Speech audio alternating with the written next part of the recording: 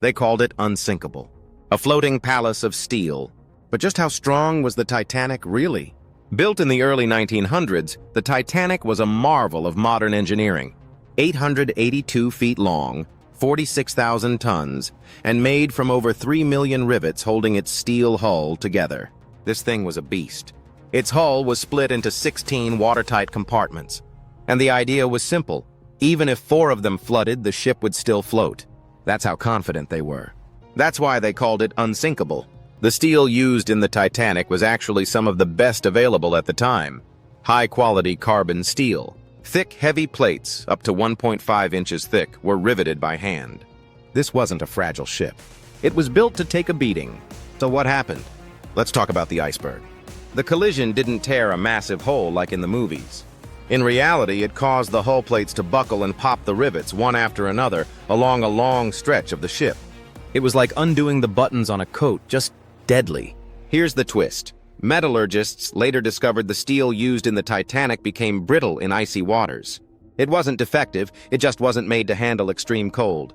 That brittleness made the impact way worse than it should have been. Now get this.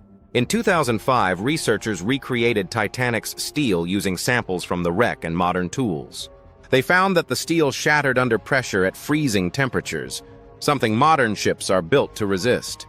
So in warm waters, Titanic might have survived. And about those rivets?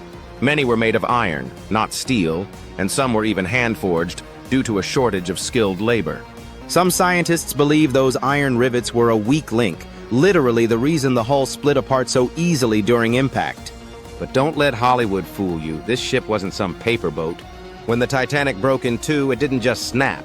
The forces were so intense that steel beams twisted like ribbons. Some parts of the wreck still hold their form over 100 years later. That's not weak. That's terrifyingly strong. Here's the part nobody talks about. The Titanic was stronger than most ships of its time. It wasn't a failure of strength. It was a failure of assumption.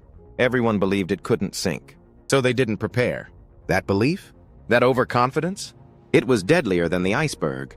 If the Titanic had hit the iceberg head-on, experts say it probably wouldn't have sunk. The bow would have crumpled, but the compartments would have stayed sealed. But turning at the last second exposed the ship's weakest point, its side. So, was the Titanic strong? Absolutely. But strength doesn't mean invincible. And in the cold dark of the Atlantic, even the strongest steel has limits. Now here's a question for you. If the Titanic were built with today's technology, would it have survived? Let me know in the comments. And don't forget to like and share this with a friend who still thinks the iceberg tore a giant hole through it. This story isn't just about a ship. It's about what happens when we believe we're untouchable. Even the strongest fall.